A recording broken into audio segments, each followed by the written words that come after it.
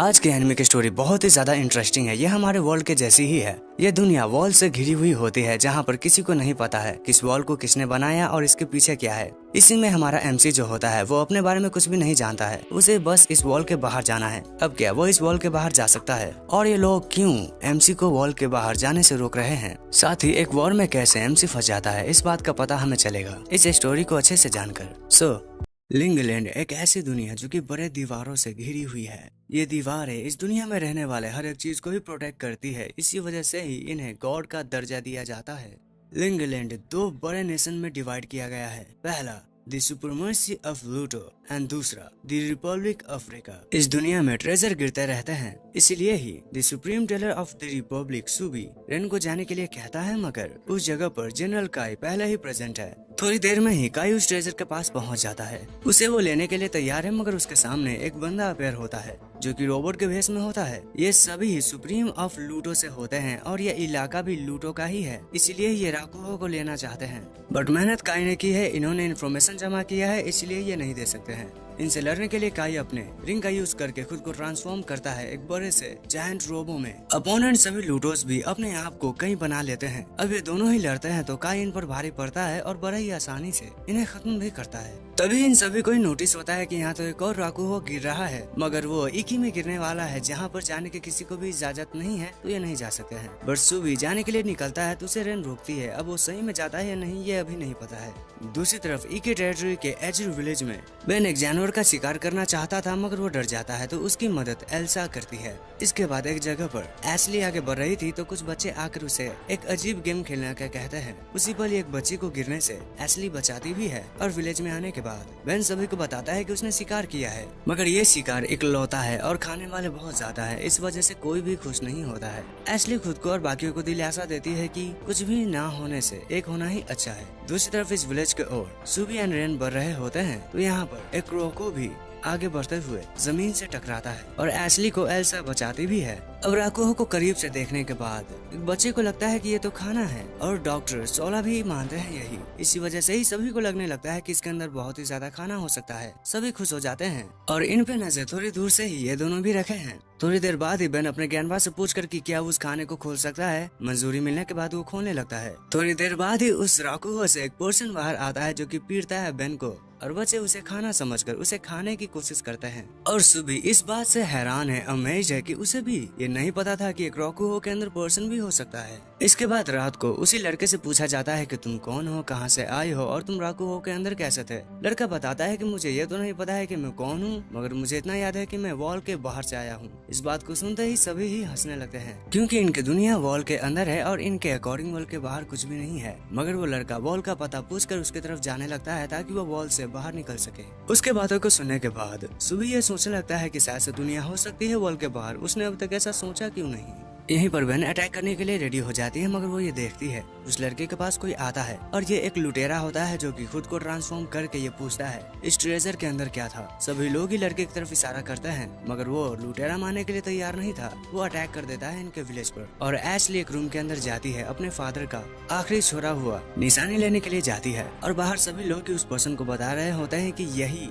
आया है उस ट्रेजर से बाहर। लड़का भी बताता है, मगर उस पर अटैक होता है और इन सभी को बचाने के लिए एशली पहले लड़के को अंडरवेयर देती है और खुद को ट्रांसफॉर्म करती है। और उसकी पावर यह होती है कि वो किसी तरह से मैनेज कर लेती है खुद को मुश्किलों से बाहर निकालने में। उसके अटैक काफी असरदार होते हैं ओपोनेंट पे, मगर ओपोनेंट भी काफी स्ट्रॉन्ग है। अब इन रोबोट्स को ब्राई हाइड कहा जाता है। ये ट्रांसफॉर्म कन्विक्शन से होते हैं, यानी कि फीलिंग से। अब एशली की जान खतरे में है और क्योंकि एशली बचाना चाहती थी इस लड़के को, इसलिए ही वो राकुहो में जाकर अपने बाइन मॉर्फो को निकालता है और उसके आने की वजह से एशली खुद को नॉर्मल करती है। लड़का आगे बढ़ते हुए खुद को गिरने देता है, उसके पीछे वो पर्सन जाता है, मगर वो शौक हो जाता है ये जानकर कि इसके पास तो कोई भी कन्विक्शन नहीं है। एंड हमारा एमसी बड़े ही आसानी से उस पर बहुत सारे अटैक करने लगता है। अपोनेंट का बाइन मॉर्फो टूट जाता है, मगर वो मरता नहीं है। इसे सू भी सरप्राइज हो जाता है क्योंकि उसने आज काफी सारी नई चीजों को देखा है। वो ओपोनेंट भाग जाता है और एमसी का नामकरण बेन का दौरा किया जाता है जो कि बैक एरो होता है। इसके बाद एरो ये बताता है कि ठीक है अब मुझे यहाँ से निकलना पड़ेगा। वो अपने अंडरवेयर को पहनता है, फिर खुद को ट्रांसफॉर्म करके वॉल के बाहर भागने के लिए निकल जाता है। अब कुछ देर तक यहाँ से भागने के बाद उसे थकान होती है और वो गिर जाता है और उससे भूख भी लगा है। यहीं पर ही सू आकर बताता है तुम्हारी कन्विक्शन और तुम जरूरी स्पेशल हो, क्योंकि कोई भी पर्सन 5 घंटे तक ब्राई हाइट में नहीं रह पाता है। सुबी एरो से कुछ देर तक बातें करता है। उसे पता चलता है ये वॉल से बाहर आया है, मगर इसे वॉल के बाहर क्या है कुछ भी याद नहीं है। सुबी ये भी बताता है कि इस वॉल के बाहर जाना बहुत ही मुश्किल है क्योंकि वॉल की हाइट काफी ज्यादा है। इन बातों को सुनने के बाद एरो उसे एक पंच करता है क्योंकि उसका दिमाग घूम गया था इन सभी बातों को सुनकर। इसी वजह से ही रेन अटैक करने के लिए एरो पर आगे बढ़ती है, मगर उसे सू रोकता है। सू आकर ये बताता है कि मैं तुम्हारी मदद करूंगा, मगर उससे पहले तुम्हें कुछ दिन तक मेरे साथ रहना पड़ेगा। एरो पूछता है मुझे एक रीजन चाहिए कि मैं तुम्हारे साथ क्यों रहूं। सू बताता है पहले तुम मुझे रीजन दो कि तुम मेरे साथ क्यों ना रहना चाहते हो। एरो का माइंड खाली होता है। सू बताता है कि मुझे अपने फायदे के लिए तुम्हारे साथ की जरूरत है। इस एरो को कोई भी तकलीफ नहीं होती है। दूसरी तरफ एशली का इलाज चल रहा होता है, उसकी जांच कर रहे होते हैं ये। इन्हें लगता है ये सभी तो नॉर्मल है। फिर एशली उठकर एरो को खोजने के लिए जाती है तो उसके बाहर ही एरो सो रहा होता है और रेन एंड सुबी आगे बढ़ ही रहे होते हैं कि एक जगह पर आने के बाद इनकी मुलाकात काई से होती है। काई रेन के चेहरे को चोट को देखकर पूछता है क्या हुआ, और हाँ तुम मुझे रिपोर्ट दे सकते हो कि तुम्हें रोकुहो मिला कि नहीं। सुबी एक दिन का टाइम मांग कर चला जाता है। विलेज के अंदर एरो के पास लड़के आकर उसके माथे पर लकड़ी को बीच से ही चिरवा देते हैं और जब एरो उनके साथ ऐसा करना चाहता था तभी ही एशली आकर एरो को करने से ऐसा रोक देती है बच्चों को भगाकर। एरो के चेहरे से खून आ रहा था तो उसकी मलहम पट्टी करने के बाद एरो को कपड़े दिए हैं बेन ने, इसलिए ही एरो उसे थैंक यू कहता है, मगर बेन अभी उसे नाराज है क्योंकि एरो के वजह से बेन का घर तबाह हो चुका है। इसलिए ही एरो एक छोटा सा घर बनाकर देता है जो कि पसंद नहीं आता है बेन को। एंड एल्सा खुश नहीं होती है क्योंकि एरो को कुछ भी याद नहीं है कि वो क्यों आया है एंड उसका अस्तित्व क्या है। इसके बाद एल्सा शिकार करती है जहाँ पर एरो भी है और बेन भी। एल्सा ये भी बताती है कि उनकी विलेज काफी छोटी है और इनके पास खाने की काफी कमी है और ये किसी और जगह पर जा भी नहीं सकते हैं क्योंकि वॉर की वजह से इनके एंसेस्टर को काफी मुश्किलों का सामना करना पड़ा था एंड एक ही टेरिटरी से परमिशन मांग कर ये यहाँ पर बहुत ही मुश्किल से रह रहे हैं। एरो इन्हें वॉल के बाहर जाने का कहता है मगर इस पर कोई भी यकीन नहीं करता है और बेन एरो को कुछ सामान देकर यहाँ से जाने के लिए कह देता है। एल्सा भी यही कहती है और रिपब्लिक ऑफ रेका में इंपीरियल लाइब्रेरी के बाहर सुबी एंड रेन है जहाँ पर सुबी ने एक ऐसे ऑब्जेक्ट का रेप्लिका बनाया है जो की बहुत ही रेयर है एक्सेस करने के लिए। देन सुपरमेसी ऑफ लूथो मैस्टर कैसल में दो लोगों के साथ ये वही लुटेरा है जिसका बाइन माफो टूट गया था मगर वो क्यों जिंदा है ये तो इन सभी को भी नहीं पता है। इनके पास ही इनकी प्रिंसेस आती है जो कि इस पर्सन की तारीफें करती है क्योंकि इनके वजह से उनकी कामें हो रही है और वो ये भी चाहती है कि कोई भी पर्सन ना मरे, खासतौर से वॉर के वजह से। और प्रिंसेस उस विलेज में जाना चाहती है रोकुहो को देखने के लिए एंड ऐसा करने का पीत वादा करता है। वो एक ही टेरिटरी के एक सुप्रीम पर्सन से बात तो करता है मगर उसे नकार दिया जाता है, पर पीत के धमकी पर वो मान जाते हैं। और विलेज के अंदर बहुत सारे जानवर इनको खाने के लिए किसी ने तो दिए हैं मगर किसने ये इन्हें नहीं पता है। और यहीं पर ही कमांडर टॉरस आ जाता है ये बताते हुए कि मुझे हुक्म मिला है कि मैं यहाँ पर तुम सभी की ही तलाशी करूं, तो मुझे काम करने दो नहीं तो कुछ भी हो सकता है। वो एरो को चाहते थे मगर उन्हें बताया जाता है वो निकल चुका है यहाँ से पहले ही। इस बात को प्रेसिडेंट सुन लेते हैं और वो हुक्म देते हैं कि खत्म कर दो इन्हें क्योंकि हमें पीत का मुकाबला नहीं करना है। ऐसा करने के लिए ट्रांसफॉर्म हो जाता है टॉरस और उसको रोकने की कोशिश करती है एशली, मगर वो बड़ी बुरी तरह से मार खाने लगती है और उसे बचाने के लिए एल्सा रोकुहो के अंदर जाकर कुछ खोजती है एंड उसे मिल जाता है एक बाइन मोफो। उसका यूज करके वो खुद को ट्रांसफॉर्म करती है बड़ी हाइट में, मगर अगले पल ही वो नीचे गिर जाती है और खुद की जान बचाने के लिए एशली भी खुद को नॉर्मल करती है। इसी मौके का फायदा उठाकर टॉरस अटैक करने लगता है। यहाँ पर तबाही होने लगती है और एक कुएं से बाहर निकलता है एरो ये बताते हुए कि वो तो बस यहाँ पर आराम कर रहा था। विलेज को बचाने के लिए खुद को ट्रांसफॉर्म करके एरो अटैक करने के लिए टॉरस पर निकल जाता है। और Republic of Rekha बैंडेड text archive में एक एशियन टेक्स्ट बुक को सुबी ने निकाला है एंड एल्सा को एक कॉन्ट्रैक्ट करना पड़ता है ब्राई हाइट के साथ एंड टॉरस को हराकर उसके बाइन मॉफर को भी एरो डिस्ट्रॉय कर देता है। सुबी को जो टेक्स्ट बुक मिला है उसमें भविष्यवाणी की गई है। बताया जाता है एक रोकुहो में बैठकर कोई पर्सन आएगा जो कि अपने नींद से जागेगा और उसकी वजह से ही वॉल की दुनिया टूटेगी, बाहर की दुनिया से मिलेगी, मगर जब उस पर्सन को अपने अस्तित्व का आभास होगा वो इस दुनिया के खत्म होने का रीजन बनेगा। अब थोड़ी देर बाद यहाँ पर बहुत ही ज्यादा तबाही होने लगती है क्योंकि एल्सा अपने ब्रे हार्ट के साथ बाहर आती है। दूसरी तरफ रिपब्लिक ऑफ रेका में ऑडियंस चेम्बर के अंदर जेत्सु जो कि मैजिस्ट्री है वो बता रहा था कि तुम्हें वॉर के लिए रेडी होना है और इन सभी को ही वो बाइन मॉफो देते हैं और सभी ही चेंज भी हो जाते हैं। मगर यहाँ पर सुबी नहीं है और वो क्यों नहीं है इसी बात का पता लगाने का कहता है जेत्सु काई से। देन रेन के वजह से काई को पता चल चुका है कि सुबी को ये पता है कि एक पर्सन आया था रोकुहो में बैठकर और उसके पास भी एक बाइन मॉफो है। काई को सुबी की चिंता है क्योंकि अगर किसी को ये पता चला कि उसने एंशिएंट टेक्स्ट को पढ़ा है बिना किसी के इजाजत से उसे निकाला जा सकता है। काई सुबी को ये बताता है कि उसे कोई भी गलत काम नहीं करना है और सभी का ख्याल रखना है उसे, इसी बात को बोलकर काई निकल जाता है। और विलेज के अंदर एरो ने डिसाइड किया है कि उसे इस वॉल से बाहर निकलना है एंड उसमें उसकी मदद इनके फ्रेंड्स करेंगे। मगर एल्सा बताती है हम तुम्हारे फ्रेंड्स नहीं है। एरो ने उसे सू के बारे में भी बताया है मगर एल्सा को नहीं पता है कि सू कौन है। और डॉक्टर सोला की नजर एरो पे है, उसके हरकतों पे है। दूसरी तरफ बेन बातें कर रहा था टोरस से। उसके पास एशली आती है, वह देखती है ये दोनों ही काफी घुल मिल चुके हैं। अब रात होने के बाद ही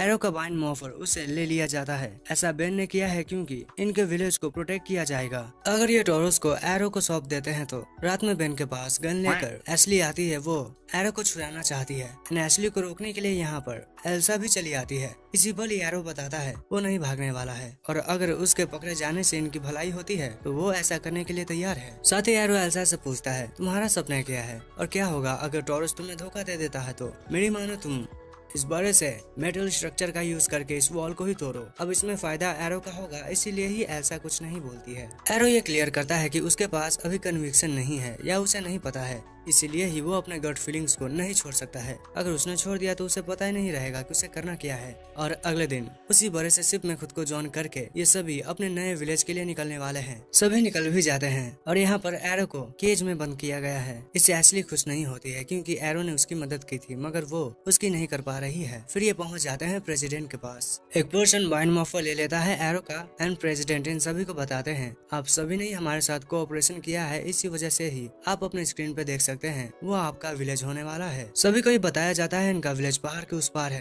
तो ये अभी निकल सकते हैं। जाने से पहले एल्सा ये पूछती है एरो का कुछ होगा तो नहीं। प्रेसिडेंट उसे ये बताते हैं एरो को हम कुछ भी तकलीफ नहीं होने देंगे। इसी पल ही बेन बताता है कि उसे आर्मी को ज्वाइन करना है क्योंकि उसे एशली नफरत करती है क्योंकि बेन की वजह से एरो पकड़ा गया था। देन सभी निकल जाते हैं और बेन यहाँ पर रह जाता है। प्रेसिडेंट के कहने पर वो अपने फ्रेंड्स को गन सल्यूट देता है मगर असल में तो वो अटैक ही कर देता है और ऐसा करने के पीछे प्रेसिडेंट का हाथ होता है। हमला हो चुका है शिप पर। प्रेसिडेंट ने हमला इसलिए करवाया है क्योंकि शिप का पता अगर रिपब्लिक ऑफ रेका एंड लूटो को चला तो वो इसे पाना चाहेंगे। इसके वजह से इकी टेरिटरी पर खतरा हो सकता है। अब बेन अकेला खड़ा है ये देखते हुए कि उसके सभी दोस्त एंड फैमिली ही नीचे खत्म हो सकते हैं किसी भी पल और यहाँ पर उसे भी खत्म करने का प्रेसिडेंट कहते हैं। मगर एरो के अटैक करने की वजह से यहाँ पर थोड़ा सा ध्यान हटता है इनका बेन से एंड इसी मौके का फायदा उठाकर बेन बाइंड मॉर्फर को ले लेता है और वो एरो की तरफ फेंक देता है उसे सभी की मदद करने के लिए। बाइंड मॉर्फर को पहनकर एक्टिवेट हो जाता है रे हाइट एरो का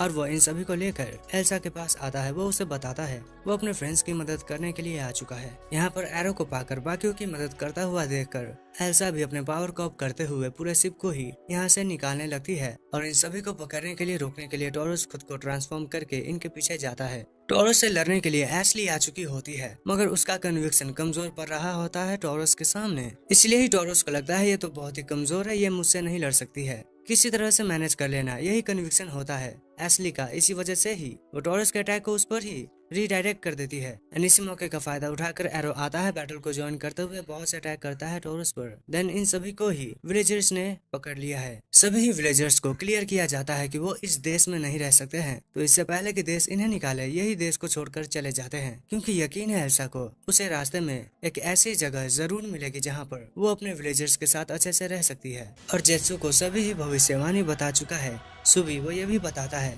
वो अपने देश को प्रोटेक्ट करने के लिए उन सभी को अपने हाथों से ही खत्म करेगा। बहुत सारे ब्राइहाइट होते हैं, वो बड़े ही आसानी से न्यूट्रल जोन को ओवरपावर करने में कामयाब होते हैं। और शिप के अंदर एल्सा एरो को समझा रही होती है कि लिंगलैंड कैसा होता है एंड ये किस तरह से 2 भागों में बटा हुआ है।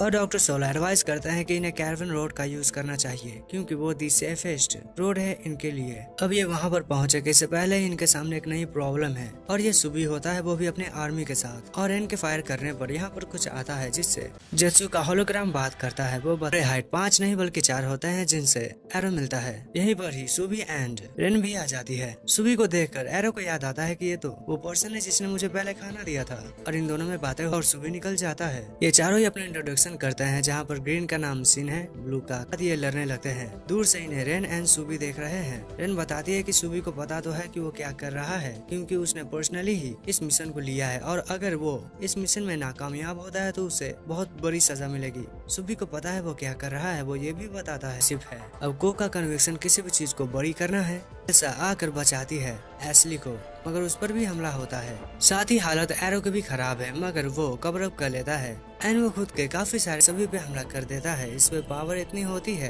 कि सभी ही नॉर्मल फॉर्म में चले आते हैं। करने के लिए रेन अपने सोल्जर्स को हमला करने के लिए कहती है और अभी एरो भी थक चुका है। नॉर्मल फॉर्म में चले आते हैं और वो रेन को भी कैद कर देता है और उनके पास जाकर से और उसे लगता है ये काबिल है ज्वाइनिंग के लिए। सुबह रेन को कहता है कि जाकर सुपीरियर्स को बता दो कि मैंने गद्दारी की है, और वो चारों भी नहीं लड़ना चाहते हैं क्योंकि उन्हें पता है वो नहीं जीत सकते हैं, इसी वापस से नॉर्मल हो जाएंगी। अब सुबी कुछ ज्यादा ही फ्रेंडली इनके साथ हो रहा था, इसीलिए कोई भी सुबी पर भरोसा नहीं कर पा रहा है क्योंकि इससे पहले टॉरस ने इनके साथ धोखाधड़ी की है। इसलिए सुबी को साबित करना पड़ेगा कि वो इनका फ्रेंड बनने के लायक है। और दूसरी तरफ काई के पास जाकर इन बताती है सुबी ने गद्दारी की है है और काई सुबी की बात मानने के बाद रकुहो के पास पहुंच भी जाता है, मगर तुरंत बाद यहाँ पर बहुत से सोल्जर्स चले आते हैं जो कि रकुहो को चुराना चाहते हैं। इसीलिए ही उन सोल्जर्स को काई पीटता है रकुहो को बचाने के लिए। और इसके बाद जब रिपब्लिक ऑफ रिका के रियल सोल्जर्स आते हैं तो वो इंजर करने के लिए अटैक करते हैं, मगर उसे सुबी बचाता है, ये बताते हुए कि काई ने रकुहो को बचाया है अपोनेंट आर्मी से। और ये भी बताता है कि इन्हें एक पर्सन से सामना करना पड़ सकता है और ये काई होता है। काई खुद को ट्रांसफॉर्म करने के बाद इनकी तरफ अटैक करने के लिए आगे बढ़ जाता है क्योंकि एल्सा भी आगे बढ़ चुकी होती है। उन्हें लगता है ये पूछते हुए कि सुबी तुम कहाँ हो, मेरा सामना करो। उसके रास्ते में एल्सा आती है तो वो बड़े ही आसानी से उस पर अटैक करता है। इसी वजह से ही खुद को बचाने के लिए एल्सा अपने बाइंड मोफो को निकाल कर ह्यूमन फॉर्म में आती है, रोक देता है। सुबह 16 के पास जाकर स्पीकर ऑन करवाने के बाद काई को बताता है कि वो यहीं पर है। काई पूछता है कि तुम यहाँ पर क्यों आए एंड तुमने क्यों हमें धोखा दिया। सुबी कहता है क्योंकि रिपब्लिक ऑफ रिका में रहना अब उसके बस की बात नहीं है, वो यहीं पर ही रहेगा इनके साथ। अब इन्हीं बातों के बीच में ही एरो का यूज करने के बाद एरो काई पर हमला करने में कामयाब होता है, मगर इससे काई को कुछ नहीं होता है और वो काउंटर अटैक करके एरो को घायल एंड बेहोश कर देता है। शिप के अंदर ग्रैंडपा यहाँ से सुबी को जाने के लिए कहते हैं तो सुबी बताता है वो यहाँ पास अब कहीं जाने का रास्ता नहीं है, तो उसे बचाएगा सुबी क्योंकि वो मेजेस्टी के बुरे कामों को और अब सपोर्ट नहीं कर सकता है। बाहर काई से लड़ने के लिए एल्सा एंड एशली आ चुकी होती है, मगर उन्हें सुबी रोकता है, ये बताते हुए कि वो बात करेगा काई से और वो सभी को ही नॉर्मल फॉर्म में आने का कहता है। फिर से सुबह में ही उन्हें लोकेशन बताता था कि राकुहो कहाँ गिरने वाला है, जो कि हमने एक साथ किया था। अब 15 साल पहले जब काई ट्रांसफॉर्म हुआ था एक बड़ी हाइट में, तो उसका नाम मेजेस्टी ने एगन दिया था और उसका कन्विक्शन अनराइवल्ड है। अच्छी पोजीशन में सुबी पर अटैक करने के लिए तैयार होने लगता है, मगर उससे काई ओवर पावर कर देता है। सुबी पर अटैक करने के लिए काई रेडी हो चुका है, वो हमला करेगी। उससे पहले ही उसे एरो चेंज होता है और काई भी चेंज होता है, दोनों ही ऊपर है। इसी वजह से ही ये अटैक डायरेक्ट जाकर कैसल के आसपास लगता है और इसके बाद ही सुबी बताता है डिस्ट्रॉय कर सकता हूँ, तो अपने जिद को छोड़कर यहाँ से भाग जाओ। इस बात को सुनने के बाद काई अटैक करने के लिए आगे तो आता है, मगर उसे एरो रोकता है और एरो बताता है कि तुम इसके असली दोस्त नहीं हो सकते हो क्योंकि तुम इसके मोटिव को नहीं समझ पा रहे हो। क्योंकि इस बात को सुनने के बाद काई सुबी को अपना दुश्मन बताकर यहाँ से निकल जाता है। सुबी भी बताता है मैं तुम्हारा दुश्मन हूँ, मगर उसके हाथ का वो निशान होता है। सुबह ये भी रिवील करता है कि यहाँ से किंगडम पर हमला नहीं किया जा सकता है, इसीलिए ही उसने पहले ही वहाँ पर कुछ बॉम्ब को प्लान किया था। अब उन हमलों के वजह से महल के अंदर मैजेस्टी बिल्कुल भी खुश नहीं है और रेन भी अब साथ देगी काई का, क्योंकि वो धोखेबाज सुबी को खत्म करना चाहती है बिल्कुल काई के जैसे। और अभी आगे बढ़ते वक्त एल्सा काफी थक चुकी होती है, मगर वो फिर भी आगे बढ़ना जारी रखती है। एंड कुछ देर तक रिसर्च करने के बाद सुबी ने एक ऐसे ऑप्शन का पता लगाया है जिसके मदद से एल्सा भी आराम कर सकती है। अब वो आराम कर रही है, मगर इसके बाद भी शिप चल रहा है क्योंकि ये उसकी कन्विक्शन की ही पावर होती है। इसके बाद ये शिप के अंदर बाकी चीजों को ढूंढने लगते हैं, खोजने लगते हैं और इन्हें काफी सारी नई चीजें मिलती है जो कि बहुत ही ज्यादा अच्छी होती है। शिप के अंदर इन्हें वेपन भी मिलता है। मीनवाइल जेल के अंदर काई कैद है क्योंकि मैजेस्टी ने ही उसे कैद किया है इस जुर्म में कि उसने सुबी को भागने में मदद की है। और यहाँ पर आकर जो बताता है कि यहाँ से वेस्ट की तरफ प्राइम मिनिस्टर टैरी निकल चुके हैं, जो कि अभी तक स्ट्रॉन्गेस्ट की पोजीशन पे नंबर 1 पे है क्योंकि काई कैद हो चुका है। और वो ये भी बताते हैं काई की मदद करने के लिए रेन को भी सजा मिलने वाली है। उसकी सजा एग्जीक्यूशन तक बढ़ सकती है अगर वो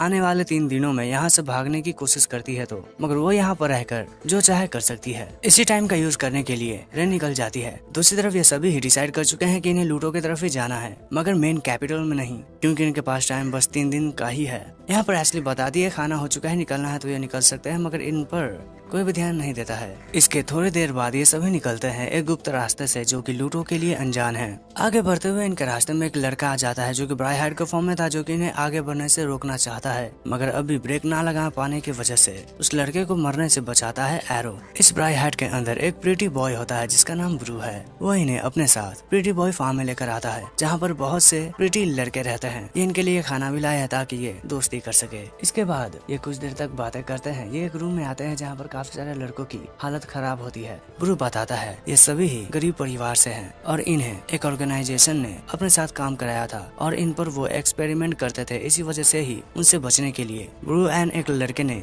एक बाइन मॉफो को चुराया और सभी लड़कों को वो लेकर इस जगह पर चले आए और ये एरो के साथ बाकी लोगों को इसलिए रोक रहे थे क्योंकि इन्हें लग रहा था ये इनके लिए खतरा हो सकते हैं। यहीं पर सुबह रिवील करता है कि लूटो एक्सपेरिमेंट करते हैं कुछ लोगों पे तो रेखा स्लेव बनाते हैं। एरो इन्हें अपने साथ आने के लिए पूछता है मगर ये बताते हैं ये अपने विलेज को छोड़कर नहीं जा सकते हैं और इसी पल इन पे अटैक हो जाता है। इसके वजह से सभी लोग ही पैनिक करने लगते हैं। यहाँ पर जो लोग आए थे वो लूटो के होते हैं और इनसे लड़ने के लिए एरो भी आ जाता है। खुद को ट्रांसफॉर्म करने के बाद वो एक पर्सन को हवा में ही मार कर दूर कर देता है और फिर इन्हें वो बताता है अगर तुम इनके दुश्मन हो तो मैं तुम्हारा दुश्मन हूँ। अपनी हार देखकर और एरी की इन बातों को सुनकर ये सभी लोग ही भागने लगते हैं क्योंकि इन्हें पता है कि एरो एंड उसकी आर्मी या फिर उसके दोस्त लोग कौन है। इसके बाद बेन कुछ लड़कों के साथ बैठा होता है। वहीं पर एक लड़का आकर पूछता है क्या तुम हमारे साथ रह सकते हो हमें बचाने के लिए? इसके बदले में तुम जो बोलोगे मैं वो करने के लिए तैयार हूँ। इसके बाद एरो ब्रू के पास आता है और वो उससे बातें करता है जहाँ पर ब्रू बताता है वो काफी डरा हुआ है, वो डरपोक है, इसी वजह से ही वो काफी कमजोर है और वो अपने बाकी भाइयों को नहीं बचा सकता है। इन बातों को सुनने के बाद एरो सुबह के साथ बेन के साथ भी पहुँच जाता है इन लोगों के पास। अगली सुबह एरो उनके साथ मिलकर आया है इन सभी से लड़ने के लिए। अब बेन सुबह एरो इनका साथ इसलिए दे रहा है क्योंकि ये इनकी मदद करके यहाँ से पास हो सकते हैं, इनके बॉर्डर से क्रॉस कर सकते हैं। ब्रू बताता है वो इनसे हार नहीं मान सकता है, वो गुलामी नहीं कर सकता है इनकी, इसीलिए ही वो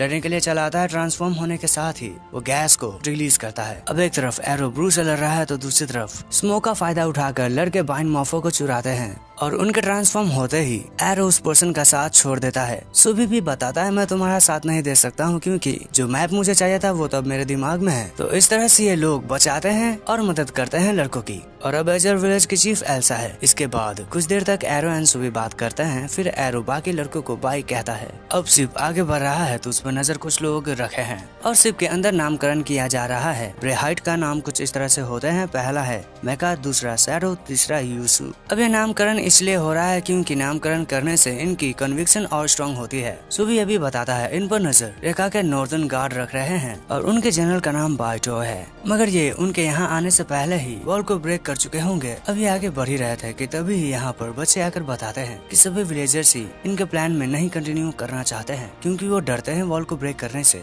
उन्हें लगता है कोई कर्ज नहीं लग जाएगा, मगर बच्चे ये बताते हैं कि वो इनके साथ ही रहना चाहते हैं। एल्सा भी बताती है कि वो अब तो नहीं रुक सकती है। दूसरी तरफ लूटो में वॉलस्टन प्रिंसेस के सामने है और क्योंकि इसने प्रिंसेस के ऑर्डर को अनफॉलो किया है इसी वजह से वो यहाँ पर है और प्रिंसेस इस बात से ज्यादा दुखी है कि वॉलस्टन ने बच्चों पर एक्सपेरिमेंट किया। वॉलस्टन अपनी सफाई देना चाहता है मगर प्रिंसेस ये बताती है कि प्लीज मुझे अगली बार से यूँ दुखी मत करना और वो निकल जाती है। बाहर वॉलस्टन चल रहा है यही सोचकर कि यह कैसी प्रिंसेस है कि तभी उसके सामने एक पर्सन आता है जो कि उस पर अटैक करता है। पता चलता है उसका हाथ काट दिया गया है और ये होती है जनरल प्रैक्स। शाम को पिथ एंड बैरन जनरल प्रैक्स से मिलते हैं जहाँ प्रैक्स बताती है कि उसने वॉलस्टन के साथ वैसा क्यों किया और वो ये भी कहती है अगर तुम उस शिप को यहाँ नहीं ला सकते हो तो उस काम को मैं ही करूंगी। और ये दोनों उन्हें रोक भी नहीं सकते हैं क्योंकि इन्होंने ही वॉलस्टन को अलाउ किया था उन लड़कों पर एक्सपेरिमेंट करने के लिए। दूसरी तरफ एरो एंड उसकी टीम चले आए हैं वॉल के बिल्कुल सामने और शिप के अंदर सभी लोग ही गॉड से प्रे कर रहे हैं कि उन्हें माफ किया जाए क्योंकि वो गलत काम अब करने जा रहे हैं। एरो खुद को ट्रांसफॉर्म करने के बाद वॉल पर काफी सारे अटैक करता है मगर इसे कुछ नहीं होता है तो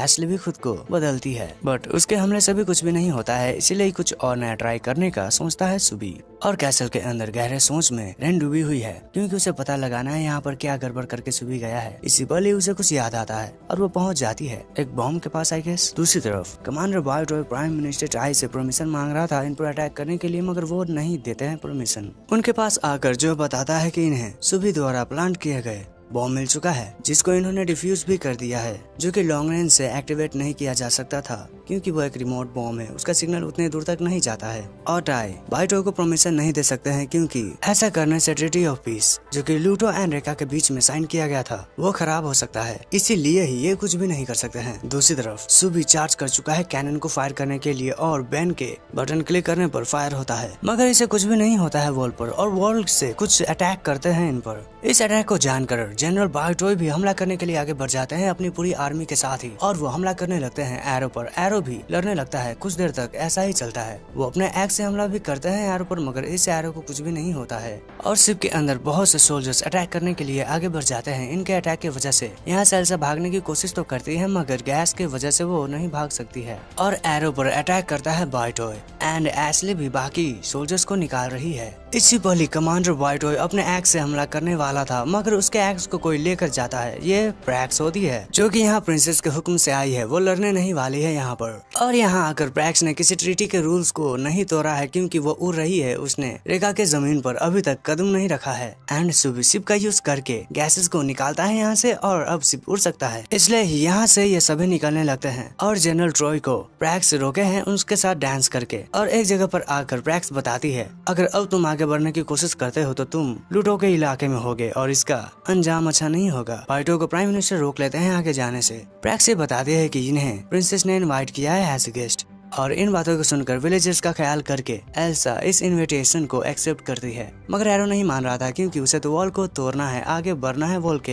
एल्सा उसे बताती है वो ऐसा करेंगे, मगर अभी वो ऐसा करने के काबिल नहीं है, इसलिए ही वो यहाँ से विलेजर्स की एंड बाकियों की प्रोटेक्शन के लिए लूटो में जाएंगे। मगर एरो मना कर देता है इनके साथ जाने के लिए। वो बताता है तुम यहाँ से जाओ लूटो में, मैं यहीं पर रहूंगा। अब उसकी बात को बाकी मान भी लेते हैं, वो भी ना चाहते हुए ही। और जेल के अंदर काई अपनी ट्रेनिंग कर रहा है, उसके पास आकर रेन बताती है कि कैसे प्लान किया था सुबी ने बॉम्ब प्लान करने का, एंड वो ये बताती है वो किसी तरह से भी सुबी को आगे नहीं बढ़ने देगी, वो उसे रोक रहेगी। ऐसा करने में काई भी उसका साथ देने वाला है। अब एक जगह पर बेन प्रैक्टिस कर रहा था तो उसे आवाज आती है, इसी वजह से ही वो बाहर आता है बाकियों के पास, जहाँ पर सुबी एक्सप्लेन करता है लूतो को। दरअसल लूतो को अच्छे से चलाने के लिए उसे प्रिंसेस कमांड करती है एंड उनके अंदर 6 सुप्रीम लीडर्स होते हैं और उन्हीं लीडर्स में से एक प्रैक्स भी है। अब प्रैक्स बेन के साथ बातें करने लगती है तो एशली एल्सा से पूछती है कि क्या एरो को छोड़ना अच्छा डिसीजन था। एल्सा बताती है उसे नहीं पता है, मगर उसके लिए विलेज पहले है, इसलिए ही वो विलेज के रिलेटेड ही सोचती है। एंड वो एशली को भी खुद की मदद करने का कहती है क्योंकि उसे अभी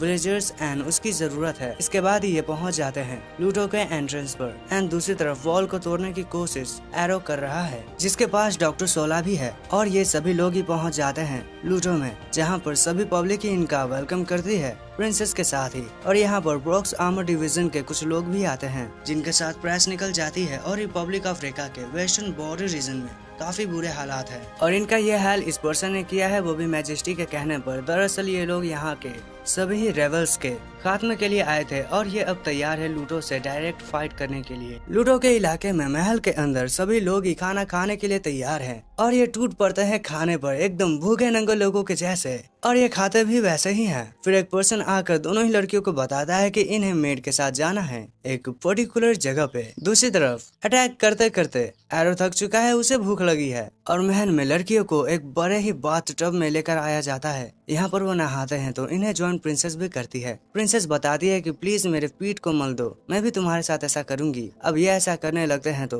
तभी ही एल्सा पूछती है कि क्या वो विलेजेस के कुछ मदद कर सकती है। प्रिंसेस पहले पूछती है अगर वो एक दूसरे से लव करना जानते हैं तो मैं बिल्कुल करूंगी। एशली बताती है लव का तो मुझे नहीं पता, लेकिन वो एक दूसरे की मदद करना जानते हैं। इस बात को सुनकर प्रिंसेस खुश हो जाती है, वो बताती है यही तो लव है। एंड वो ये भी कहती है कि मैं तुम्हारे लिए यहाँ पर लैंड दूंगी, तुम यहाँ रह सकते हो। वो फिर चली जाती है, आगे बढ़ जाती है। एशली सोचती है ये हमारी पीठ नहीं मिलेगी क्या। प्रिंसेस प्रास से मिलती है जहाँ वो बताती है कि मैं एरो से भी मिलना चाहूंगी। प्रास का हामी भरती है कि वो एरो से जरूर मिलेंगी। वॉल के बाहर बैठकर खाना बना रहे हैं सोला एंड एरो, जहाँ एरो बताता है कि उसके दिल में थोड़ी सी अजीब फीलिंग है, इसलिए क्योंकि वो लूटो नहीं गया है बाकियों के साथ। डॉक्टर भी बताते हैं कि वो भी नहीं गए हैं क्योंकि उनका कुछ है रीजन। और तभी यहाँ पर प्रेस्क चली आती है, वो बताती है कि मेरी कन्विक्शन है प्रिंसेस की भक्ति करना, इसी वजह से मैं उनके किसी भी ऑर्डर को नकार नहीं सकती हूँ और इसीलिए ही तुम मेरे साथ जाओगे। मगर यहाँ से एरो नहीं जाना चाहता है, इसलिए वो लड़ने का कोशिश करता है, मगर थोड़ी देर बाद उसे लगता है मैं कमजोर हूँ, इसलिए वो खुद को मल्टीप्लाई करके आगे बढ़ता है और वो पकड़ लेता है प्रेस्क को, क्योंकि वो यहाँ से नहीं जाना चाहता है। और वो प्रेस्क को को ऊपर जाने का कहता है।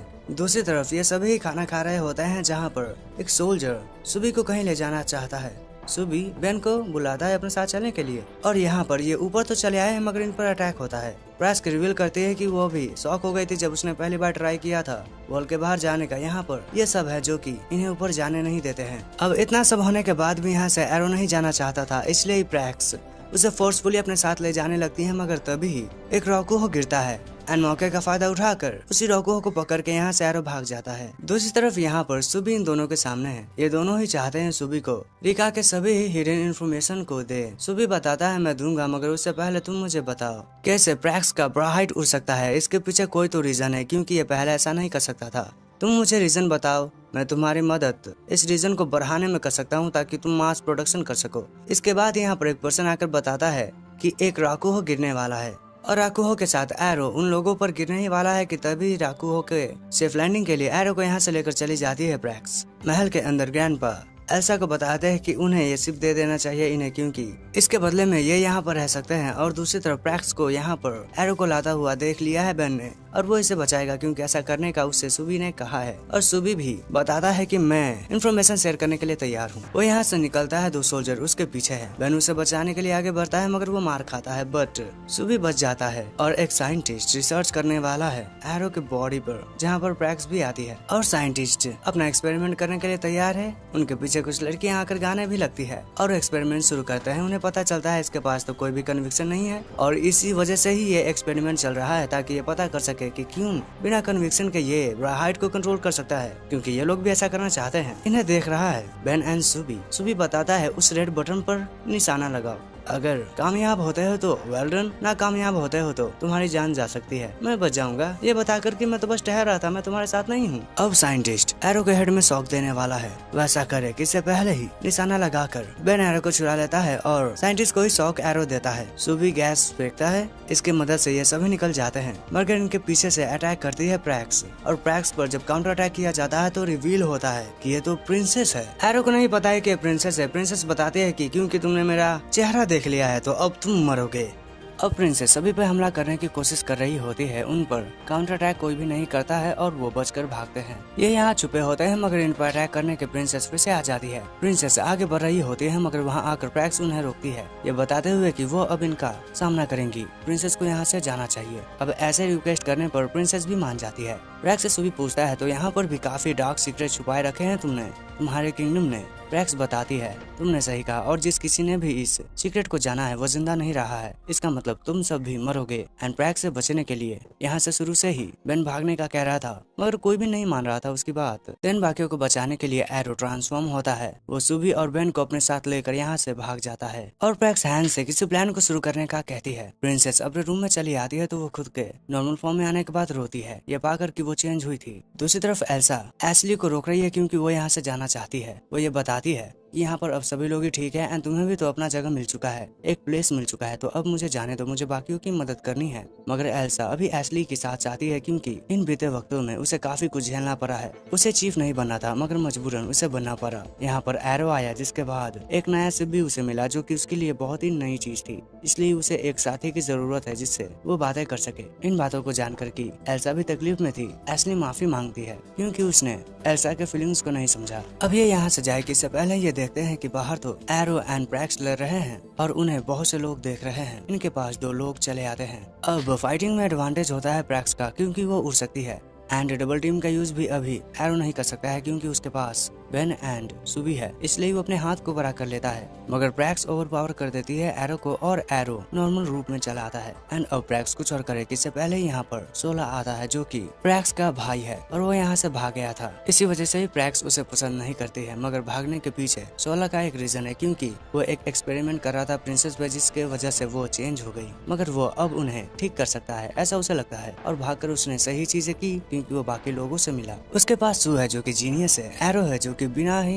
किसी लोगों को खत्म करे उसके कन्विक्शन को तोड़ने के साथ ही बाइन मॉर्फो को भी तोड़ सकता है। और बेन है जिसके बिना सुबी कुछ भी नहीं कर सकता है, ऐसा बेन का मानना है। अब प्रैक्स नहीं इन्हें छोड़ना चाहती है, वो इन पे हमला करे। इससे पहले ही सोला यहाँ से भाग जाता है बाकियों को लेकर, मगर प्रैक्स को चिंता नहीं है क्योंकि अब एजर विलेज के सभी लोग ही कैद में हैं। सोला इन्हें एक ऐसे रेल में लेके आया है जिनका पता किसी को भी नहीं है, सिर्फ प्रिंसेस, प्रैक्स एंड इसे छोड़कर। और वह यहाँ पर सिर्फ इसलिए है क्योंकि यहाँ पर प्रैक्स आर्मी को नहीं भेजेगी, ऐसा उसे लगता है। अब सोला का रियल नाम वार्नर होता है। अब सोला यहाँ से क्यों भागा और उसकी बैक स्टोरी क्या है वो बताता है। 5 साल पहले जब लूटो किंगडम के किंग की मौत हो गई तो उनके थ्रोन पर बैठने के लिए 40 सक्सेसर थे, जिनमें से प्रिंसेस भी एक थी। उस पल वो काफी ज्यादा इनोसेंट थे और उन्हें बाकियों के साथ खेलना काफी पसंद था। वो साथ ही बर्ड के जैसा उड़ना भी चाहती थी, इसलिए उसने रिक्वेस्ट भी की प्रैक्स से, क्योंकि वो ग्लाइडिंग करके उड़ सकती थी। एंड उन्होंने ऐसा किया भी और उस पल को प्रिंसेस एंजॉय कर रही थी। मगर ये दोनों ही देखते हैं कि एक पुराने कैसल के ऊपर सोला है और वो इन पर अटैक कर देता है, जिसके वजह से ये दोनों गिर जाते हैं और प्रिंसेस काफी नीचे गिर जाती है। अब मिलने पर सोला बताता है उसने प्रिंसेस एंड प्रैक्स को बचाने के लिए किया, क्योंकि उस पल कोई अटैक करने वाला था इन दोनों पर, मगर इस बात पर प्रैक्स को भरोसा नहीं होता है। एंड प्रेजेंट में सोला भी मानता है कि वो बस एक एक्सक्यूज था, क्योंकि जाने अनजाने में उसने उसे हिट किया था। एंड इसी इंसिडेंट के वजह से प्रिंसेस ठीक तो हो गई, मगर उनके पास डबल पर्सनैलिटी आ गई और वो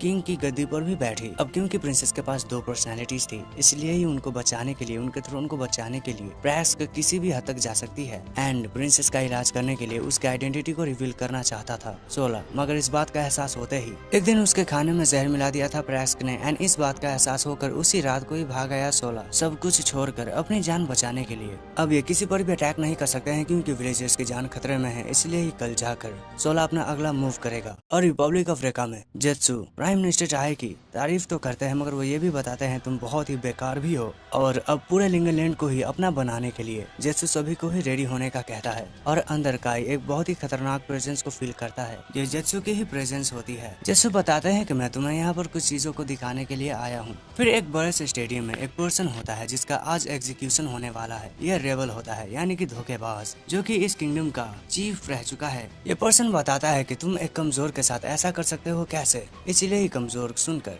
जेत्सु बताता है इसका यूज करो और फाइट करो मुझसे। वो अनाउंस भी करता है कि अगर ये मुझे हरा देता है तो ये नया मैजेस्टी होगा। बैटल शुरू होता है, मगर सभी पर्सन को यकीन होता है मैजेस्टी पर। बैटल के शुरू होते ही बड़े आसानी से मैजेस्टी पहले अटैक करते हैं। अपने दूसरे ही अटैक में वो उस पर्सन को खत्म कर देते हैं और वो बताते हैं हम लूटो को भी इसी तरह से अपना गुलाम बनाएंगे। और काई भी एक्साइटेड है सुबह से लड़ने के लिए। अंदर विलेजर्स कैद हैं और उनका बाइन मॉफर भी ले लिया जाता है, मगर सभी विलेजर्स को एल्सा एंड एशली यकीन दिलाती है कि वो इस मुसीबत से भी निकलेंगे। अब विलेजर्स को इसलिए कैद किया गया है क्योंकि बेन, सुबी एंड एरो को पता चल चुका है कि रियल पर्सनैलिटी क्या है प्रिंसेस की, और प्रिंसेस को बचाएगी प्रैक्स किसी भी कीमत पे, क्योंकि वो खुले आसमान को प्रिंसेस के साथ फिर से देखना चाहती है। अंदर सभी के सामने प्रिंसेस से जेत्सु बातें कर रहा था। वो बताता है कि मैं तुम्हें एक दिन का टाइम देता हूँ, खुद को संभालो क्योंकि उसके बाद वॉर होने वाली है। वॉर के बाद को सुनते ही प्रिंसेस की ड्यूअल पर्सनैलिटी बाहर आकर बताती है मुझे तुम्हारा ये चैलेंज मंजूर है। और प्रिंसेस साइंटिस्ट को ऑर्डर देती है कि उसे मास्क प्रोडक्शन करना है, बहुत सारे ब्रेहाइट्स का। अंदर प्रिंसेस को शांत करने की प्रैक्स कोशिश तो करती है, मगर प्रिंसेस मानती नहीं है और वो इस पर्सन को पंच करके अपने साथ ले जाती है आर्मी को तैयार करने के लिए। और वो अनाउंस कर देती है कि कुछ ही दिन में ही इनका मुकाबला होने वाला है, वॉर होने वाला है रिपब्लिक ऑफ रेका से, और ये नहीं हारेंगे। इसके बाद यहाँ से खाना लेकर आता है सोला बाकियों के लिए, मगर वो ये भी बता देता है कि वॉर होगा कुछ ही दिनों में। बैड न्यूज ये होती है कि सुबह जा चुका है कि यहाँ पर सोला का पीछा करते हुए कुछ लोग चले आए हैं जो कि अटैक भी कर देते हैं। इनमें से इस लड़के का नाम फ्रिजडी है और यह है डी जो कि सोला की सिस्टर है। और ये इन सभी को ही एक नई जगह पे लेकर चली आती है जहाँ पर ये पर्सन है जिसका नाम रुडोल्फ है, जो कि उन्हीं 6 सुप्रीम में से एक है, जो कि खुद राजा बनना चाहता है। और इसे इन सभी के बारे में भी पता है, मगर वो अपनी बातें कर रहा था, इसी वजह से ही इनकी बातों को नापसंद करके एरो आगे बढ़ता है। वो ये बताता है कि मुझे तुम और तुम्हारी बातें पसंद नहीं है। इस बात से गुस्सा होकर अपने पावर को थोड़ा सा रिलीज करके रुडोल्फ एरो को दूर कर देता है और वो ये रिवील करता है कि उसके पास इतनी पावर है कि उसे अपने बॉडी को खुश रखना पड़ता है, क्योंकि अगर वो सीरियस हुआ तो वो इस दुनिया को भी खत्म कर सकता है। यहाँ पर प्रीत चला आता है अगले ही पल,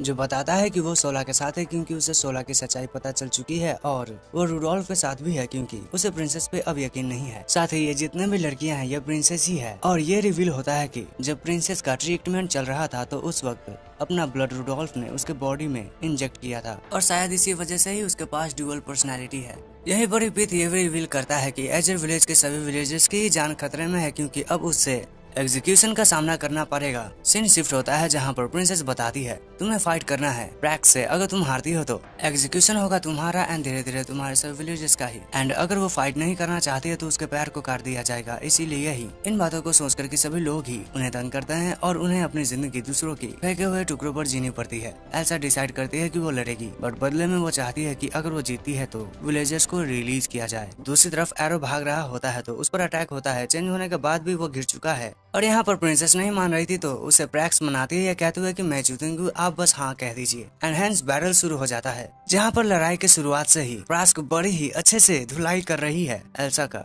और दूसरी तरफ एरो भी लड़ रहा है। मगर सिचुएशन यहाँ पर 5v1 हो चुका है और वो डबल टीम का यूज भी नहीं कर सकता है। उस पर अटैक होता है। अपने सभी दोस्तों को बचाने के लिए एरो नई पावर को एक्टिवेट करता है और अब उसके पास विंग आ चुके हैं और वो भाग जाता है। यहाँ पर बैटल एरिना में उसके अटैक को रोके हुई है एल्सा, मगर उस पर एक बहुत ही खतरनाक अटैक अब प्रैक्स करने वाली है कि तभी ही उसे रोकने के लिए यहाँ पर आ चुका है एरो। मगर एल्सा बताती है कि वो बैटल में इन्वॉल्व नहीं हो सकता है क्योंकि वो लड़ेगी प्रैक्स से, ऐसा करके वो विलेजेस को बचा सकती है। इस बात को सुनने के बाद उसकी मदद करने के लिए, बाकियों की मदद करने के लिए एरो चेंज होता है एक स्वॉर्ड में, जिसका यूज प्रैक्स से लड़ने के लिए एल्सा करेगी। प्रैक्स अटैक करने के लिए आगे बढ़ती है। एल्सा का स्वॉर्ड काफी भारी है इसलिए उसकी स्पीड स्लो होती है। शुरू में वो मार खा रही थी मगर अगले ही पल ही वो अपने स्वॉर्ड को बे ब्लेड की जैसा नचाने लगती है। प्रैक्स हमला करने के लिए आगे बढ़ जाती है और सभी विलेजेस को बचाने के लिए एक बहुत ही पावरफुल अटैक करती है एल्सा, और वो स्ट्राइक करने में कामयाब होती है। इसे देखकर प्रिंसेस नॉर्मल फॉर्म में चली आती है, मगर अटैक एरो की वजह से हुआ है तो प्रैक्स मरती नहीं है। मगर प्रिंसेस वापस से चेंज हो जाती है और वो इन सभी को ही खत्म करना चाहती है। इसी पल ही रिवील कर देता है प्रैक्स से सोला की प्रिंसेस के बॉडी के अंदर रुडोल्फ का खून है, इसी वजह से ही वो चेंज है। अब चेंज हो जाती है प्रिंसेस ब्राइट में, तो उसी पल ही प्रिंसेस की रियल पर्सनैलिटी ओवरकम करने में कामयाब होती है बुरी प्रिंसेस पे। मगर इसे देखकर रुडोल्फ हंस रहा है और अंदर बाकी सभी लोगों से ही प्रिंसेस माफी मांगती है अपनी बुरी हरकतों के लिए, और वो ये भी बताती है कि वॉर को अकेले ही अपने पूरे आर्मी के साथ कंप्लीट करेगी। मगर इसी पल ही ऐसा बताती है कि वो भी मदद करना चाहती है क्योंकि रिपब्लिक अफ्रीका उनके पीछे ही है एंड इसलिए ही प्रिंसेस भी हाथ मिलाती है। अब रिपब्लिक अफ्रीका में जेत्सु अपने सभी ही कमांडर्स को स्पीड से पावर अप करता है ताकि वो वॉर को जीत सके। वो सभी को बताता है कि वक्त आ चुका है कि हम लूटो को खत्म करें और रेखा को दी अल्टीमेट पावर किंगडम बनाए, लिंगलैंड को अपना बनाए। फिर वो यहाँ से निकल जाता है और लूटो किंगडम में प्रिंसेस सभी को ही अपनी सच्चाई बताना चाहती थी क्योंकि उन्हीं के वजह से ही ये वॉर हो रहा है। मगर उनसे विद ये बताते हैं कि आप अपने सच्चाई को बताकर सिचुएशन को और खराब कर देंगे, इसीलिए ही अगर आप सभी को बचाना ही चाहती है तो वॉर को जीतने पर ज्यादा ध्यान दीजिए। इसके बाद साइंटिस्ट के साथ मिलकर सुबी रिसर्च कर रहा था क्योंकि यहाँ पर बहुत से आर्टिफिशियल बाइंड मॉर्फो बनाने की कोशिश साइंटिस्ट कर रहा है। उसमें शुरू में नाकामयाब हो रहा था मगर सुबी की मदद से वो अब आगे बढ़ रहा है। इसी पल सुबी एक बाइंड मॉर्फो को लेकर चला जाता है एंड यहाँ पर प्रिंसेस के पास प्रिंसेस के ही बुलाने पर ये दोनों आते हैं, जहाँ पर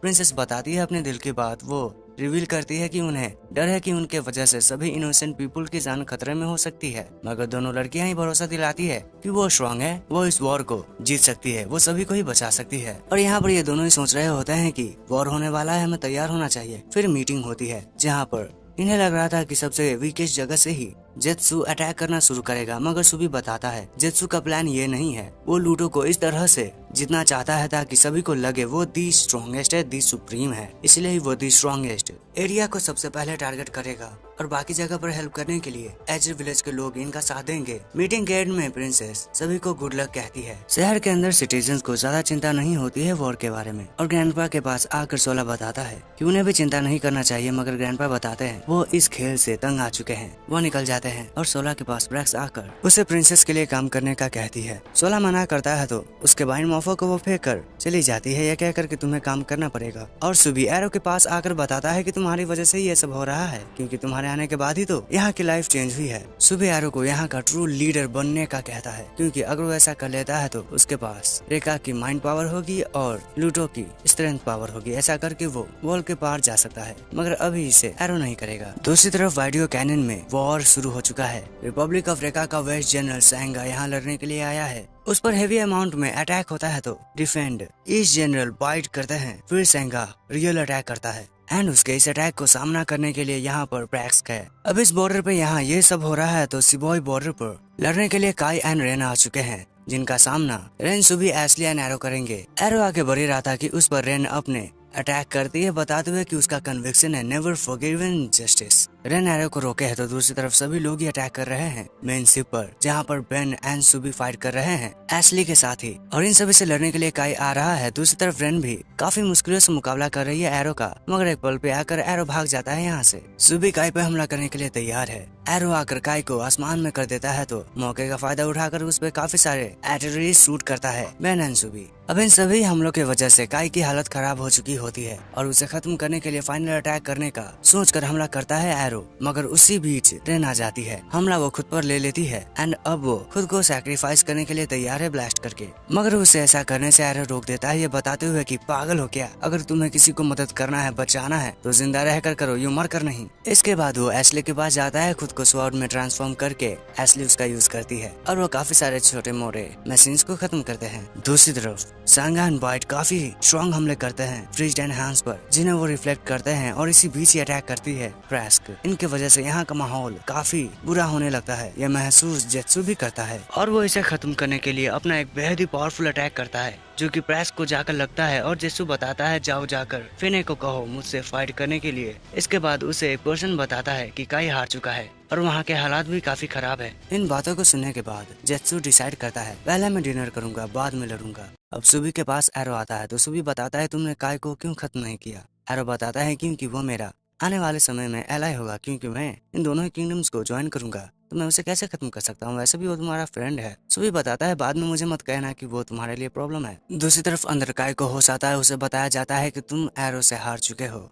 एंड इस बात को जानने के बाद वो चिल्लाता है। साथ ही उसे बताया जाता है कि रेन सेफ है। रिपब्लिक ऑफ रेकान लूटो में वॉर शुरू हो चुका है, सभी लोग ही लड़ रहे हैं। मैजिस्टी जेत्सु की पावर बहुत ही ज्यादा होती है, इसी वजह से ही प्रैक्स को उसके पावर का सामना करना पड़ता है और उसे ऐसी हालत में देखकर सभी लोग ही घबरा चुके हैं। शिप के अंदर बेन नए सोल्जर्स को चीयर अप कर रहा था, ये बताते हुए कि उन्होंने काई को हराया है और मलम पट्टी एरो की चल रही है। यहीं पर सुबी रिवील करता है कि क्यों कोई पर्सन का ब्राई हार्ट अगर टूट जाए तो वो मर जाता है। दरअसल ब्राई हार्ट की पावर्स उस पर्सन के सोल से कनेक्टेड होती है एंड कन्विक्शन से भी, तो जब एक ब्राई हार्ट टूटता है तो सोल से रिलेटेड कन्विक्शन भी टूट जाता है। इसी वजह से ही दोनों का बॉन्ड खत्म होता है और एक पर्सन भी खत्म होता है। बट जब एरो किसी के बाइंड मॉफो को खत्म करता है तो वो पर्सन खत्म नहीं होता है, क्यों ये इन्हें नहीं पता है। और एरो जो कि एक स्पेशल मूव करता है उसका नाम सिल्वर ब्लो रखा गया है। एरो को बताया जाता है उसे इस वॉर में किसी पर्सन को खत्म भी करना पड़ सकता है, तो उसे तैयार होना है और कल फिर से ये वॉर में जाने वाले हैं। अब यहाँ पर ये सभी बैठकर मीटिंग कर रहे हैं यहाँ पर, क्योंकि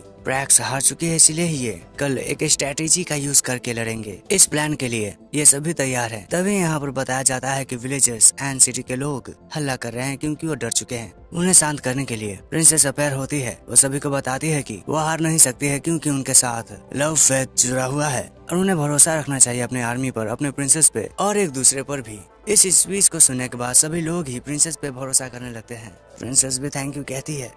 इसके बाद प्रैक्स आगे बढ़ रही होती है, वो खुद में ये बताती है कि उसने अपने लाइफ को प्रिंसेस के लिए न्यौछावर तो कर दिया है, मगर वो प्रिंसेस के लिए कुछ खास नहीं कर पा रही है। दूसरी तरफ जंगल में लड़ाई हो रही है क्योंकि यहाँ पर सांगा से रेन लड़ रही है, मगर सांगा अपने वेपन का यूज नहीं कर रहा है। इसी वजह से ही रेन कहती है अपने वेपन का यूज करो मेरे खिलाफ। सांगा बताता है मर जाएगी तू, मगर उसकी बातें सुनने के बाद सांगा रेडी तो हो जाता है वेपन का यूज करने के लिए, मगर यहाँ पर रोकने के लिए इन्हें जेत्सु खुद चला आया है जो कि अटैक करता है रेन पे, क्योंकि उसने बातें सुनी है। उसे लगता है ये तो बस रिवेंज के लिए लड़ रही है, इसलिए ये कुछ भी नहीं कर पाएगी। अब रेन वैसे तो गिर रही थी एंड झरने से भी वो नीचे गिर जाती है, वो यहाँ पर मर सकती है किसी भी वक्त, मगर वो अपने दिल के रिवेंज को हेट्रेड में बदलती है, ये बताते हुए कि मैं नहीं हार सकती हूँ, मुझे मेरा रिवेंज लेना है। अब सोता हुआ काई नींद से जागता है क्योंकि दो लोग ये बात करते हुए जा रहे थे कि ये तो कमजोर निकला, हमने सोचा था ये जीतेगा मगर ये तो हार गया। और दूसरी तरफ बैठकर एशली बातें कर रही है एल्सा से, जहाँ एल्सा बताती है वॉर के इस काम में उसे अपने हाथ गंदे करने पड़ रहे हैं विलेज एंड किंगडम को बचाने के लिए। इनकी बातें बेन भी सुन रहा है। एल्सा रिवील करती है कि वो किसी भी हाल में अपने लोगों को बचाएगी एंड बेन आया है सुबी के पास क्योंकि उसे भी एक बाइंड मॉफो चाहिए, वो मदद करना चाहता है बाकियों की, मगर सुबी नहीं देना चाहता है उसे बाइंड मॉफो। वो ये कहता है पहले जाकर अपने टारगेट प्रैक्टिस को अच्छे से करो, वो सुबी मैं तुम्हारे नीचे हूँ, तुम तो ऐसा कर ही सकते हो। सुबी के मुँह से अपनी तारीफ सुनकर बेन यहाँ से निकल जाता है। इसी पल यहाँ पर एरो आता है जो पूछता है सुबी से मुझे तुम बताओ तुम इतना जीतना क्यों चाहते हो। सुबी मुस्कुराता है, कुछ बताता नहीं है एंड मीटिंग में बताया जाता है या फिर यहाँ पर बताया जाता है कि वॉर शुरू हो चुका है, इनके पास काफी अच्छी तैयारी भी है और ये अटैक भी कर रहे हैं। यहीं पर ही बेन नोटिस करता है कि कोई एक मरने के लिए आया यहाँ पर, मगर ये एक इकलौता 100 पे भारी काई है। काई अपने इकलौते चूड़ी को पहनकर खुद को ट्रांसफॉर्म करता है। उसे लड़ने के लिए यहाँ पर एशली एंड एरो आते हैं। आना एल्सा भी चाहती है मगर उसे सुबी मना करता है क्योंकि उसके बिना स्पीड नहीं चल सकती है। ऐसी लड़ाई शुरू हो जाती है जहाँ पर बड़े ही आसानी से मार खा रहा है काई। क्योंकि वो कमजोर है, उसकी कन्विक्शन भी कमजोर पड़ चुकी है। उस पर अटैक भी होता है, वो भी सिप के मिसाइल से। एंड इसके बाद ये सभी यहाँ से निकलने लगते हैं। सुबी बताता है उसके लिए हमारे कुछ लोग ही काफी हैं, हम चलते हैं। अभी तक इनका सभी मूव भी प्लान के अकॉर्डिंग चल रहा है। दूसरी तरफ प्रैस्क भी लड़ने की पूरी कोशिश कर रही है मगर किसी वजह से शायद उसके अंदर डर बैठ गया है जेत्सु का, इसलिए ही वो निशाना नहीं लगा पा रही है। और यहाँ पर रिपोर्ट किया जाता है जेत्सु को कि काई की कैसी हालत हो चुकी है एंड फंस चुके हैं सैंगा। मगर सैंगा अपने मुसीबतों से लड़ना जानते हैं। और यहाँ पर जेत्सु रेन से ये बातें पूछता है, तुम यहाँ पर क्यों चली है? रेन बताती है कि वो समझ चुकी है कि उसे क्या करना है, इसलिए जेत्सु उसे एक बाइंड मोफो देता है। दूसरी तरफ काई की हालत बहुत ही ज्यादा खराब है, उसे लोग कुत्तों के जैसे पीट रहे हैं और काई भी मानता है क्या ये मेरा अंत है। मगर उसे बचाने के लिए यहाँ तो रेन चली आती है, वो भी एक नए रूप में। ये इसलिए हुआ है क्योंकि उसका कन्विक्शन चेंज हो चुका है और अब वो उड़ भी सकती है, इसलिए ही वो काई का पंख बनेगी ताकि वो जाकर सुबी को हराए। मगर काई मना करता है ये बताते हुए कि तुम ये चाहती हो कि सुबी के सामने मैं और कमजोर दिखूं। इस बात को सुनने के बाद काई को एक पंच करती है रेन, ये बताकर कि मैंने नहीं सोचा था कि जनरल काई इतने ज्यादा ढीठ हो सकते हैं। मैं तो बस ये चाहती हूँ कि आप मेरा यूज एक वेपन के जैसे करो, जैसे कि आप बाकियों का करते हो। काई नहीं मान रहा था, इसीलिए ही उसे बहुत सी बुरी बातें सुनाती है, इतनी ज्यादा गालियां देती है वो काई को कि काई भी गुस्सा हो जाता है, उसे दूर कर देता है ये बताते हुए कि अरे बस इतना भी मत बोल मुझे, मैं चलने के लिए तैयार हूँ। और ये जाते हैं, ये दोनों एक दूसरे में कंबाइन होकर एक नया रूप ही ले लेते हैं। इनकी हालत अच्छी है मगर हालत खराब तो है प्रैक्स का, क्योंकि वो लड़ने में नाकामयाब हो रही है। उसकी मदद बेन करता है। अब ये यहाँ पर कुछ और बातें करे और आगे बढ़े एल्सा की उससे पहले ही आगे आ जाता है का, ये बताते हुए कि मैं आ चुका हूँ। और हाँ, मैं बीच में कमजोर पड़ गया था लेकिन मुझे याद आया कि मेरा मिशन क्या है। मैं इस दुनिया को अपने अंडर लूंगा ट्रू पीस मेंटेन करने के लिए। एंड यहाँ पर भी एक और बार प्रिंस का नाम लेकर ये काफी लोगों को खत्म पहले ही कर चुके हैं। देन बड़े ही आसानी से काई पहले तो एरो को पीटता है, एल्सा को दूर करता है और सू को बताता है तुम मेरे दुश्मन हो मगर दुश्मन नहीं भी हो, मेरा मेन दुश्मन एरो है। तो पहले मैं उसे अपना हिसाब पूरा करूंगा, बाद में तुमसे बातें करूंगा। अब पहले से ज्यादा स्ट्रॉन्ग हो चुका काई लड़ने के लिए आता है एरो के पास। वो हमला कर देता है एरो पर। एरो कोशिश तो करता है उसे रोकने की मगर उसका हाथ तो पहले ही इंजर्ड है, इसलिए उसे तकलीफ होती है। इस तकलीफ को देखकर रेनी बताती है कि अरे ये तो मेरे दिए गए जख्मों की वजह से हो रहा है। और हाँ, तुम्हारे स्पीच के लिए शुक्रिया, क्योंकि तुम्हारी वजह से मैं पहले से स्ट्रॉन्ग हो चुकी हूँ। अब यहाँ पर सू लड़ने के लिए तैयार है तो दूसरी तरफ एल्सा लड़ रही है सैंगा से। उसकी मदद करना चाहती थी एशले मगर वो भी अब लड़ने वाली है वाइट से। एरो की हालत खराब है, वो मरे मगर उसे बचाने के लिए प्रैक्स आई है और इन दोनों को बचाने के लिए भी हैंस एंड फ्रिज्ड आया है। अब ये यहाँ पर एक दूसरे को कमजोर एंड ताकतवर करते हुए लड़ी रहा था कि तभी ही प्रैक्स ये बताते हैं कि एरो चलो एंड ये दोनों ऊपर जाने लगते हैं। इनका पीछा काई करता है। हमने तो महसूस कर ही लिया था कि कहाँ लेकर जा रही है प्रैस्क काई को, और वहाँ पर पहुँचने के बाद वो उस पर अटैक करके उसे जोर का झटका बहुत ही जोर से दिलाती है। प्रैक्स इन्हें खत्म करना चाहती है मगर एरो बताता है कि मुझे ऐसा करने का मन नहीं है, अब ये खत्म करेगी। इससे पहले ये दोनों इन पर अटैक करने लगते हैं। सुबी के कहने पर एरो चेंज होता है स्वॉर्ड में, जिसका यूज अब प्रैक्स करेगी और बाकी उसे लड़ने के लिए बेन भी कोशिश कर रहा है। यहाँ पर इन दोनों के बीच में अब स्वॉर्ड फाइट होने वाली है। एंड अंदर पता चलता है कि शहर में इनका तो लाइव टेलीकास्ट हो रहा है। कौन कर रहा है ये थोड़ी देर में पता चल जाता है, क्योंकि ये तो रुडोल्फ होता है। वो इसलिए कर रहा है क्योंकि अकेले मजे लेने में उसे मजा नहीं आ रहा है, वो चाहता है सभी लोग ही मजे ले। इनका प्लान कंप्लीट होगा थोड़ी देर में ही, इसलिए उम्मीदें लगाई है प्रिंसेस और उसके पास उसका बाइंड मोफा आता है। दूसरी तरफ प्रैक्स बड़ी आसानी से और मुश्किलों से भी लड़ रही है। वो एक टाइम पर आकर अटैक करती है तो अलग हो जाते हैं रेन एंड काई। गिरते हुए काई पर अटैक करने के लिए प्रैक्स आगे आती है मगर उसे तो आसानी से काई पकड़ के उसे नीचे बहुत ही तेजी से मारता है। एरो उसे बचाने के लिए आता है तो उसे रोकने की कोशिश रेन करती है। इसी बीच ही काई काफी अटैक कर चुका था, इसलिए एरो उसे लेकर दूर हटता है। इनकी हालत खराब हो चुकी है, इस बात का एहसास इन सभी को ही हो चुका है, इसलिए प्रिंसेस अब बैटल में उतरेंगी और वॉल के ऊपर लेकर आया है एरो काई को। वो बताता है कि ये जितने भी ऊपर हैं ये मेरे वजह से नहीं है, और वो ये भी बताता है कि सुबी ने किसी को भी धोखा नहीं दिया है, वो तो बस अपने गोल को अचीव करना चाहता है। उसका गोल ये है कि वो इस दुनिया के बारे में जानना चाहता है। दुनिया से मेरा मतलब वॉल के बाहर की दुनिया से भी है, इसलिए ही इस वॉर को बेकार मानता है एरो। मगर इसकी बातों पर वो ध्यान नहीं देता है। वो कौन यानी कि काई एंड अटैक हो जाता है। साथ ही प्रिंसेस भी अपने आप को चेंज करती है एंड यहाँ पर एरो के आइडियल को बिल्कुल भी सपोर्ट नहीं करता है काई, इसलिए वो उसे काफी बुरी तरह से पीटता है और वो उसे खत्म करेगी। तभी यहाँ पर बचाने के लिए कोई आती है, यह प्रिंसेस होती है और उनका कन्विक्शन है लव इज एवरीथिंग, और वो सभी को इस वॉर को रोकने के लिए कहती है। एंड इसके साथ ही वो अपने टीममेट्स को भी हील अप कर लेती है। प्रिंसेस पे अटैक करने के लिए काई आगे बढ़ता है तो उसे रोकता है एरो, और बाकी लोग भी खड़े हो चुके हैं। साथ ही इनका प्लान भी अब कामयाब होने वाला है। इस बात को जानकर लोग भी खुश है। मगर अब जेत्सु बैटल में उतरने के लिए तैयार है और वो एक साथ काफी सारी चूड़ियां पहनता है। एंड लो वो आ चुका है बैटल में। उसे इस बैटल को एंजॉय करना है। ऐसा करने के लिए वो अपने हाथों को उठाता है। अब ये इसकी पावर है या इसकी गंध, मगर बहुत सी चीजें तबाह होती है और ऐसा करके इसने प्लान भी फेल कर दिया है। और इसका कन्विक्शन है कि ये रास्ते पे नहीं चलता है बल्कि खुद अपना रास्ता बनाता है। इस पर अटैक करने के लिए ये दोनों आते हैं तो इनका हाल ये खराब करके काई को कहता है खत्म करो इन्हें। अब क्लैप करते हुए जेत्सु आगे बढ़ रहा था। वो इनकरेज कर रहा है ताकि दूसरी पर्सनैलिटी बाहर आए प्रिंसेस की, और कुछ ही देर में ही प्रिंसेस अपना कंट्रोल खो देती है। बाहर आती है वो नक्शेरी सी प्रिंसेस, और ये दोनों तो एक जैसे ही है।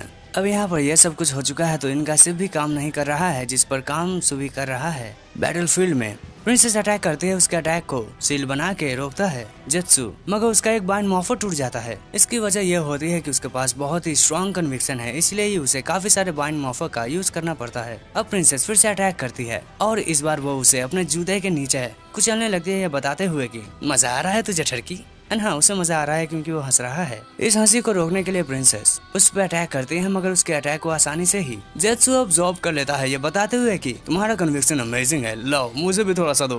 अब प्रिंसेस की हालत थोड़ी सी खराब हो रही है, इसीलिए उसकी मदद करने के लिए प्रैक्स आगे बढ़ते हैं, मगर उसे एरो रोकता है क्योंकि उनका सामना करने के लिए अभी काई एंड रेन है। अब प्रिंसेस फिना के यहाँ पर हालत खराब है, इसलिए वो यहाँ से भाग जाती है। वो दूसरे रेजिमेंट के पास आई है जहाँ पर बहुत से अपोनेंट सोल्जर्स को वो खत्म करने लगती है मजे लेते हुए, मगर इसमें अपनी पावर को बढ़ाने के लिए वो अपने सोल्जर्स को भी खत्म करती है। और इसके इस हरकतों पर सभी ही किंगडम के लोग शॉक्ड है कि यही हमारी प्रिंसेस है। और प्रिंसेस को रोकने के लिए ये सब कुछ भी नहीं कर सकते हैं क्योंकि इनके पीछे सुप्रीम है रुडोल्फ। एंड प्रिंसेस को रोकने के लिए यहाँ से प्रैक्स जाना चाहती थी, मगर उसे काई से लड़वा कर एरो जाता है और वो उस कैमरा को तोड़ देता है।